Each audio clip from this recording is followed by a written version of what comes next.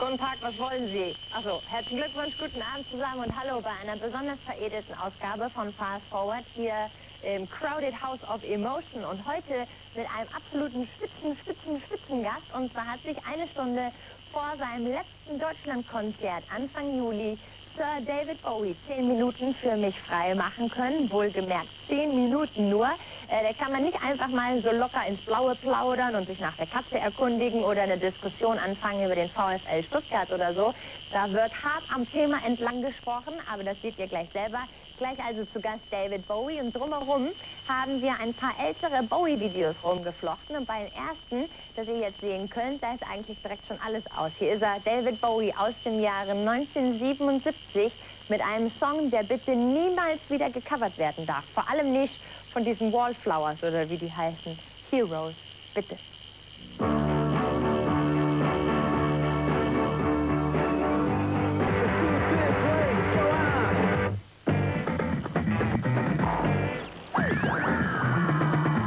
Meine Damen und Herren, das hier ist David Bowie, der hat ein neues Album raus, das heißt Heathen. Welcome on myself. Thank you very much. Here we are, E-Werk. Yes, in Germany, at last. Yeah, it's a very hot gig so far. We haven't even been out there. Very sweaty, yeah? Yesterday would have been better, because that was really cold yesterday. Yeah, it would have been a good one for indoors. Never then mind. The fans outside get Never wet. mind, it'll be good. Exactly. Yeah. I heard that you're a massive Daniel Johnston fan. How did you get into his music? Well, you know, his cassettes have been circulating in America for a very long time. What he used to do is make his little cassettes at home and then take them to the record store locally and swap them for comics. And then they liked his cassettes so much, the guy who owned the record shop said, can we start selling them to people? And he said, fantastic. You know. It's very sweet. It's a sweet little story. And he's blessed with a wonderful ear, and he writes beautiful melodies. And he was very influential in the 80s to a lot of people like myself who like outsider music, you know. And he got really well known. Then I think Nirvana picked up on him as well. Exactly. And they really Kurt Cobain was running around with t-shirts. That's right, yeah. T-shirts with Yeah, his yeah, name on. yeah. But I wanted to talk about sort of artists and their sort of very strange naivety, like also Syd Barrett or Brian Wilson. Very much in the same kind of lineage. Exactly, yeah. but somehow it seems to get dangerous. If you have an artistic purity, then suddenly your mind goes, whoop. No, I don't think so. I just don't think that they've not been assimilated by the mainstream. Their ideas haven't been affected by the mainstream. I think most writers, whether they want to or not, find they're writing things more conventionally than they would because they want to have some kind of entry into that mainstream, you know? Yeah. And I think these guys are writing so strictly for themselves, some of them totally unaware that there is an audience for them, that the way it comes out is in such a pure form. It really is unadulterated, you know, and it's terrifically inspiring. Yeah. And I kind of like listening to that kind of music more than mainstream because it has this pureness, this quality of real truth about it. Yeah, yeah. Definitely. Yeah. But on your new record, I found a song, A Better Future, which I thought is very naive in a positive way, because it's a very demanding song. But very simplistic. Exactly. I mean, it couldn't be more obvious what I'm saying. Yes, yes. It's nearly sort of childish, isn't it? Yes, it is. Yeah. And it's written, of course, with my child in mind. And it's written because I've got a 2-year-old child, a beautiful, wonderful child. And I want her to have a terrific world to grow up in, you know, but it's not going to be like that. But you still want that anyway. Yeah. So the song was a very direct demand. Exactly, and we want everybody to have a better one. Yeah, kind of like that. I wish, huh? But what I realized on that song is because it's a very demanding song, but you sing it in a very calm and quiet way. Yeah. How did that occur to you to have that? It just sounded too pedantic if I got aggressive with it, and it sounded much more effective. I don't know, I think opposites often make a lovely effect, you know? And if you're saying something that's very demanding, but to say it in a very kind of balanced voice, you know, it has an interesting effect on the listener, I think. Yes. It's like saying, I'm going to kill you in the morning. Kind of. Happy birthday, tomorrow you're going to die. That's it, exactly. It's like, whoa. Yeah, oh God. Sounds like you really mean it. Exactly. But if you just shout it, you might just be angry for that minute.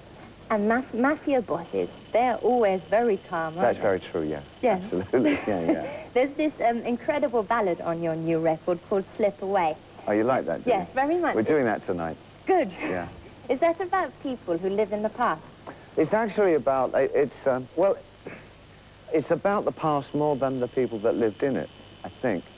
There was a television character on American television in the late 70s that John Lennon turned me on to. And in turn, Iggy Pop and I became huge fans of this character. His name was Uncle Floyd. And he had a children's show, ostensibly a children's show, but actually it worked on an adult level. It was very funny for adults, and he knew it. Children wouldn't have got it, yeah. It was one of those shows, you know, two-level show. We used to kind of rush to a television set about 5 in the afternoon, never miss it. And it would have us on the floor, and everybody, it was kind of a very in show in New York. It was on Channel 68, which was like a tiny little station out of New Jersey, you know? Yeah. And he did it out of his living room with all these Italian friends of his, you know, hey, yo, ooh. It was all kind of like Bobby De Niro doing comic stuff for children. I mean, it was really funny, yeah. And I guess the song is really about the feeling that that time was somehow more peaceful and fulfilling and committed than it is right now, which of course is not true, but you get that sense that nothing can be as bad as what it's like now. You know, that where are you? And so when I'm saying, like, where are you, Uncle Floyd, I'm really saying, where is that time gone? You know, where is that piece of space that felt so secure? Yeah. The security of laughter and feeling good and all that, you know. There's, of course, you're not only a musician. I'm not only a musician. No, you can do I'm also even a more very than good that. gardener. And can you fish? Green fingers. Yeah. No, You're I not a can't. I gardener. can't. You're not. I You're can't a liar. cook either. I burn water. I'm a terrible cook. Really? Yes, very Not even eggs? What? I could probably do an egg, yeah. Okay. But as you're not only... We've got 3 minutes. As you're not only a musician, do you think Yes. music has too many limits, that you would like to achieve something in music which you can only do in a painting? Well, that's interesting, yeah. I do find that I go backwards and forwards, not so much these days, as I really, really am happy with what's happening with me as a writer. I like the way I'm writing, and I like the way the records are sounding, and so I'm finding a lot of fulfillment in what I'm doing at the moment. It's really cool. I'm really happy the way things are going as a writer.